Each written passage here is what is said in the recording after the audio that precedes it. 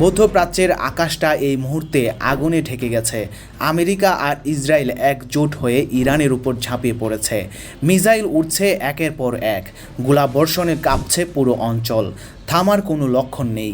Iran একদম একা দাঁড়িয়ে লড়াই করছে, পাশে কেউ আসেনি এখনও। গোটা দুনিয়া তাকিয়ে আছে এই যুদ্ধের দিকে। খবরের চ্যানেলগুলোতে ব্রেকিং নিউজের পর ব্রেকিং নিউজ চলছে। এই জ্বলন্ত যুদ্ধক্ষেত্রের চেয়েও ভয়ঙ্কর একটা প্রশ্ন এখন পৃথিবীর প্রতিটা গোয়েন্দা সংস্থার টেবিলে, প্রতিটা প্রতিরক্ষা বিশ্লেষকদের মাথার ভেতরে ঘুরপাক খাচ্ছে। এই প্রশ্নটা ইরানকে নিয়ে নয়, আমেরিকাকে নিয়েও নয়, ইসরায়েলকে নিয়ে তো একদমই নয়। প্রশ্নটার কেন্দ্রে যে মানুষটা দাঁড়িয়ে আছেন, তিনি এই যুদ্ধের কোনো পক্ষে নেই এখনও। তিনি বসে আছেন হাজার হাজার মাইল দূরে পিয়ংইয়ংয়ে। তার নাম কিম জং উন। নামটা শুনলেই বুকের ভেতরটা একটু অন্যরকম হয়ে যায়, তাই না? এই মানুষটার সাথে ইরানের সুপ্রিম লিডার খামেনির বন্ধুত্ব দশকের পুরনো। আমেরিকার প্রেসিডেন্ট ট্রাম্পের সাথে তার পাতে না একদম। দুজনের সম্পর্ক তলানিতে ঠেকেছে অনেক আগেই। আর ইসরায়েলের প্রধানমন্ত্রী নেতানিয়াহুকে তিনি প্রকাশ্যে ক্যান্সার বলে গাল দিয়েছেন, সন্ত্রাসী বলেছেন মুখের উপর। ঠিক এই জায়গা থেকেই ভয়ের শুরু হচ্ছে। এই যুদ্ধে যদি উত্তর কোরিয়ার এই অপ্রত্যাশিত খ্যাপাটে কারোর কথা না শোনা শাসক ঢুকে পড়েন, বন্ধু খামেনিকে বাঁচাতে যদি কিম জং উন চলে আসেন এই লড়াইয়ে, তাহলে পরিস্থিতি কোথায় গিয়ে দাঁড়াবে সেটা ভাবলেই শরীরে কাঁটা দেয়। একটু থেমে ভাবুন যে পারমাণবিক বোমা বানানোর আশঙ্কায় আমেরিকা খামেনির ঘরের উপর মিসাইল বর্ষণ করেছে, যে পারমাণবিক কর্মসূচির আতঙ্কে নেতানিয়াহুর ফাইটার জেট ইরানে বোমা ফেলেছে, সেই পারমাণবিক বোমা কিম জং উনের হাতে শুধু আশঙ্কা নয়, বাস্তব। এই মুহূর্তে উত্তর কোরিয়ায় 50টারও বেশি পারমাণবিক বোমা মজুদ রয়েছে। বন্ধু খামেনির দেশকে বাঁচাতে যদি কিম জং উন চলে আসেন এই লড়াইয়ে, তাহলে পরিস্থিতি কোথায় গিয়ে দাঁড়াবে সেটা ভাবলেই শরীরে কাঁটা দেয়। একটু থেমে ভাবুন যে পারমাণবিক বোমা বানানোর আশঙ্কায় আমেরিকা খামেনির ঘরের উপর মিসাইল বর্ষণ করেছে, যে পারমাণবিক কর্মসূচির আতঙ্কে নেতানিয়াহুর ফাইটার জেট ইরানে বোমা ফেলেছে, সেই পারমাণবিক বোমা কিম জং উনের হাতে শুধু আশঙ্কা নয়, বাস্তব। এই মুহূর্তে উত্তর কোরিয়ার 50টারও বেশি পারমাণবিক বোমা মজুদ রয়েছে। এই মজুদই নয়, প্রতি বছর আরও 6 থেকে 12টা নতুন পারমাণবিক বোমা তৈরি করার সক্ষমতাও কিম জং উনের হাতে আছে। তার আন্তঃমহাদেশীয় ব্যালিস্টিক মিসাইল সরাসরি আমেরিকার মূল ভূখণ্ডে আঘাত আনতে পারে। ইসরায়েলকে মানচিত্র থেকে উড়িয়ে দেওয়ার ক্ষমতাও রাখে সেই মিসাইল। আর সবচেয়ে চাঞ্চল্যকর তথ্যটা হলো, ইরানকে পারমাণবিক শক্তি বানানোর পথে এগিয়ে নিয়ে যাওয়ার পেছনে কিম জং উনের নিজেরই হাত আছে বলে দাবি করা হয়। এরকম পরিস্থিতিতে কিম যদি খামেনির পাশে এসে দাঁড়ান, তাহলে মেরুদণ্ড দিয়ে যে ঠান্ডা স্রোত বয়ে যায় সেটা অনুভব করছেন নিশ্চয়ই। কারণটা একদম পরিষ্কার। কিম জং উনের সামনে ট্রাম্পের মুখ থেকে কথা বের হয় না। যে ট্রাম্প গোটা দুনিয়াকে হুমকি দেন, শুল্ক বসান, যাকে খুশি তাকে চাপ দেন, সেই ট্রাম্প কিমের বিষয়ে চুপ। নেতানিয়াহু কিমের ব্যাপারে টু শব্দ করতে সাহস পান না। উত্তর কোরিয়ার পারমাণবিক শক্তির বিরুদ্ধে কোনো ব্যবস্থা নেওয়ার হিম্মত ট্রাম্পেরও হয়নি কোনো দিন। কিম এখন চুপ আছেন ঠিকই, কোনো বিবৃতি দেননি, কোনো পদক্ষেপ নেননি, কিন্তু এই চুপ থাকাটাই সবচেয়ে ভয়ঙ্কর। ঝড়ের আগে যেমন সব শান্ত থাকে, ঠিক তেমন আসলে এই পুরো লড়াইটাই ঘুরছে পারমাণবিক বোমাকে কেন্দ্র করে। কিম জং উন খুব ভালো করে বুঝতে পারছেন যে ইরানের পারমাণবিক কর্মসূচি যদি একবার শেষ হয়ে যায়, তাহলে ট্রাম্পের উৎসাহ বাড়বে।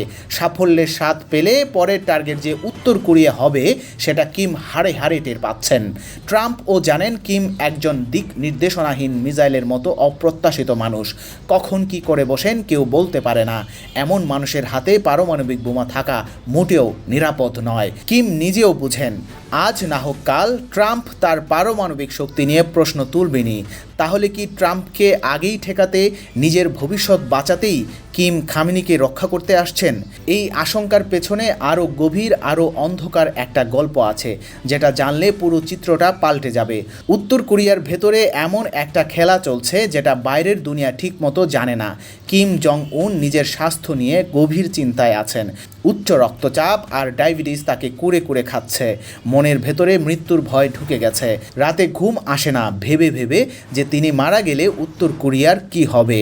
পারমাণবিক শক্তির সেই ভয়কে ধরে রাখবে, আমেরিকা তো ভয় দেখিয়ে দেশটাকে গিলে খাবে। এই ভয় থেকেই তিনি নিজের রক্তের ধারা থেকে আরেকটা লাইন টানছেন। এই লাইনের নাম কিম জু এ। তার নিজের মেয়ে, বয়স মাত্র 13 বছর। এবার একটু কল্পনা করুন 13 বছরের একটা মেয়ের হাতে 50টা পারমাণবিক বোমার রিমোট। ভারতে তো 18 বছরের আগে কারোর হাতে একটা সাধারণ অস্ত্র দেওয়াও আইনত বৈধ নয়, অথচ কিম জং উন নিজের কিশোরী মেয়েকে সেই ভয়ঙ্কর ক্ষমতা তুলে দেওয়ার প্রস্তুতি নিচ্ছেন পুরোদমে। মাত্র 48 ঘন্টা আগে পিয়ংইয়ংয়ে ক্ষমতাসীন দলের কর্মীদের নবম কংগ্রেসে কিম আর কিম জু এ পাশাপাশি হাজির হয়েছিলেন। দুজনের গায়ে একই ধরনের জ্যাকেট। উত্তর কোরিয়ায় এটা সামান্য ব্যাপার মনে হতে পারে, কিন্তু আসলে এটা বিশাল একটা সংকেত। কারণ উত্তর কোরিয়ায় কিমের পোশাকের স্টাইল কপি করার অধিকার কারণ নেই, এমনকি তার স্ত্রী রি সল জু কিংবা ক্ষমতাধর বোন কিম ইয়ো জংয়েরও নেই। কিন্তু কিম জু এ বাবার পোশাকেই এসেছিলেন সেই কুচকাওয়াজে। উত্তর কোরিয়ার রাজনৈতিক ভাষায় এটা উত্তরাধিকারীর প্রতীকী ইশারা, ক্ষমতা হস্তান্তরের নীরব ঘোষণা। এরপর যা ঘটেছে সেটা আরও রোমহর্ষক। সরাসরি সংবাদ মাধ্যম KCNA এমন কিছু ছবি প্রকাশ করেছে যেগুলো দেখলে বোঝা যায় কিম কতটা সিরিয়াস নিজের পরিকল্পনায়। ছবিতে দেখা যাচ্ছে কিম জং উন নিজের হাতে তার 13 বছরের মেয়েকে রাইফেল চালানো শেখাচ্ছেন, কিভাবে টার্গেটে আঘাত করতে হয় বুঝিয়ে দিচ্ছেন ধাপে ধাপে। কিম জু এ দূরবীন দিয়ে টার্গেট দেখছেন, তারপর স্নাইপার রাইফেল তুলে নিশানা লাগাচ্ছেন নিখুঁতভাবে। বাবা কিম জং উন ও পাশে দাঁড়িয়ে রাইফেল তুলে নিশানা সাধছেন। কত দূরে আর ঠিক কাকে নিশানা করা হয়েছে সে বিস্তারিত KCNA জানায়নি, কিন্তু ছবিগুলো উত্তর কোরিয়ার ক্ষমতার ভবিষ্যৎ কোন দিকে যাচ্ছে সেটা দিনের আলোর মতো পরিষ্কার করে দিয়েছে।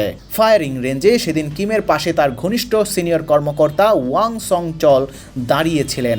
কোরিয়ান ওয়ার্কার্স পার্টির কেন্দ্রীয় কমিটির সদর দপ্তরে অনুষ্ঠিত এই আয়োজনে কিম আর কিম জু এ মিলে পার্টির কর্মকর্তাদের হাতে স্নাইপার রাইফেল তুলে দিচ্ছেন উপহার হিসেবে। উত্তর কোরিয়ায় এই রীতি বহু পুরনো। নেতা যখন পছন্দের কর্মকর্তাদের রাইফেল দেন সেটা পূর্ণ আস্থার প্রতীক, বিশ্বাসের চূড়ান্ত নিদর্শন। 2020 সালেও কিম কোরিয়ান যুদ্ধের বার্ষিকীতে সেনা কর্মকর্তাদের বন্দুক উপহার দিয়েছিলেন। 5 বছর পর আবার এই ঐতিহাসিক বৈঠকে নিজের শক্তি প্রদর্শন করলেন আর তার পাশে দাঁড়িয়ে মেয়েকে উত্তরাধিকার হিসেবে গোটা দুনিয়ার সামনে তুলে ধরলেন। কিন্তু এখন পরিস্থিতি সম্পূর্ণ পাল্টে গেছে। ট্রাম্প আর আমেরিকা যাদের পারমাণবিক অস্ত্র ভয় পায়, যাদের পারমাণবিক কর্মসূচি চোখের কাটা, তাদেরকে একে একে শেষ করে দিচ্ছে। এই তালিকায় কিমের পুরনো বন্ধু খামেনিও আছেন। আর ইরান আর কিমের বন্ধুত্ব ঠিক কতটা গভীর সেটা যদি জানেন তাহলে বুঝবেন কেন এই আশঙ্কা শুধু আশঙ্কা থাকছে না, বাস্তবের দিকে এগিয়ে যাচ্ছে। ইরান ইরাক যুদ্ধের সময় উত্তর কোরিয়া ইরানের পাশে দাঁড়িয়েছিল, তেলের বিনিময়ে অস্ত্র সরবরাহ শুরু করেছিল। ইরানের গর্ব শাহাব 3 মিসাইল আসলে উত্তর কোরিয়ার নোডং মিসাইলের হুবহু নকল। খুররাম শহর মিসাইল মুসুদানের কপি, সিজিল মিসাইল SKN-1 SLBM এর অনুকরণ। 2003 সাল থেকে পারমাণবিক প্রযুক্তিতে সরাসরি সাহায্য করে আসছে উত্তর কোরিয়া। 2012 সালে দুই দেশের মধ্যে প্রযুক্তিগত সহযোগিতা চুক্তিও স্বাক্ষর হয়েছে আনুষ্ঠানিকভাবে। 2011 সালে রিপোর্ট বেরিয়েছিল যে উত্তর কোরিয়া ইরানকে পারমাণবিক বিস্ফোরণের সিমুলেশন সফটওয়্যার পর্যন্ত বিক্রি করেছিল। কিম জং উনকে বন্ধুদের বন্ধু বলা হয়। রাশিয়া চীনের পাশে সবসময় দাঁড়িয়েছেন, কখনো পিছপা হননি। 2025 সালের জুনে যখন ইসরায়েল ইরানে হামলা চালিয়েছিল তখন কিম প্রকাশ্যে ইরানের সমর্থনে দাঁড়িয়েছিলেন। ইসরায়েলকে সন্ত্রাসী আর ক্যান্সার বলেছিলেন সরাসরি। সেই যুদ্ধ তখনও থামেনি। কিম ঠিক তখনই পিত সাগরে 10টা মিসাইল ছুড়ে দিয়েছিলেন। সময়টা কাকতালীয় ছিল না মোটেও, কারণ ঠিক সেই সময়ে দক্ষিণ কোরিয়া, আমেরিকা আর জাপান মিলে যৌথ বিমান মহড়া চালাচ্ছিল। 1 বছর পর আবার সেই একই দৃশ্য ফিরে আসছে আয়নার প্রতিবিম্বের মতো। 9 থেকে 19 মার্চ ফ্রিডম শিল্ড নামের যৌথ সামরিক মহড়া আসছে দক্ষিণ কোরিয়া আর আমেরিকার। আবারও ইসরায়েল ইরানে হামলা করেছে। এবার আমেরিকাও প্রকাশ্যে মিসাইল বর্ষণ করেছে ইরানের মাটিতে। পরিস্থিতি 1 বছর আগের চেয়েও ভয়াবহ, কিন্তু কিম আগেই সতর্কবার্তা রেখে দিয়েছেন। তিনি পরিষ্কার বলেছেন তিনি ইরান নন। উত্তর কোরিয়ার নিরাপত্তায় কোনো হুমকি এলে বা পারমাণবিক কর্মসূচিতে কোনো বিপদ দেখা দিলে দক্ষিণ কোরিয়াকে পুরোপুরি মুছে ফেলার ক্ষমতা তার আছে, আর তাদের সাথীদের শিক্ষা দেওয়ার শক্তিও তার হাতে আছে। পার্টি বৈঠকের শেষ দিনে কিম এই হুমকি দিয়েছিলেন খোলামেলাভাবে। বিশেষ করে আমেরিকাকে উদ্দেশ্য করে বলেছেন তিনি পারমাণবিক কর্মসূচি আরও বাড়াতে কোমর বেঁধে নেমেছেন। আমেরিকা যদি উত্তর কোরিয়ার বর্তমান পারমাণবিক মর্যাদা মেনে নেয়, শত্রুতামূলক নীতি থেকে সরে আসে, তবেই সম্পর্ক ভালো হওয়ার একটা সম্ভাবনা থাকতে পারে। কিন্তু আমেরিকার জবাব কিমকে আরও ক্ষুব্ধ করেছে। ফ্রিডম শিল্ড মহড়ার উদ্দেশ্য সরাসরি উত্তর কোরিয়ার গণবিধ্বংসী অস্ত্র ঠেকানো বলে জানিয়ে দেওয়া হয়েছে। কিম এরপর দক্ষিণ কোরিয়াকে তার সবচেয়ে বড় শত্রু হিসেবে ঘোষণা করে বলে দিয়েছেন, কিছু করলে নাম নিশানা মুছে যাবে। দক্ষিণ কোরিয়ার প্রেসিডেন্ট লি জায়ে মিয়ং সম্পর্ক উন্নয়নের চেষ্টা করেছেন, কিন্তু কোনো সাফল্য আসেনি। কারণ কিম যা চান তাই করেন, কারোর পরোয়া করেন না। ট্রাম্প গোটা দুনিয়াকে ভয় দেখান, কিন্তু কিমের সামনে মুখ খুলতে ভয় পান। কারণ কিম কারোর কথা শোনেন না, কারোর চাপ নেন না, কোনো আন্তর্জাতিক নিয়মের ধার ধারেন না। এখন ইরানের উপর এই নতুন হামলার পর কিম আবারও সতর্ক হয়ে গেছেন, চোখ রাখছেন প্রতিটা ঘটনায়। আর শেষ প্রশ্নটাই সবচেয়ে ভয়ঙ্কর, সবচেয়ে রোমহর্ষক, যে প্রশ্নের উত্তর এই মুহূর্তে পৃথিবীর কোনো গোয়েন্দা সংস্থার কাছেও নেই। কিম জং উন কি বন্ধু খামেনির পাশে দাঁড়িয়ে আমেরিকার বিরুদ্ধে নতুন ফ্রন্ট খুলবেন? কিম যদি সত্যিই এটা করেন, তাহলে তৃতীয় বিশ্বযুদ্ধের ভয় শুধু বেড়ে যাওয়া নয়, প্রায় নিশ্চিত হয়ে যাওয়ার পথে।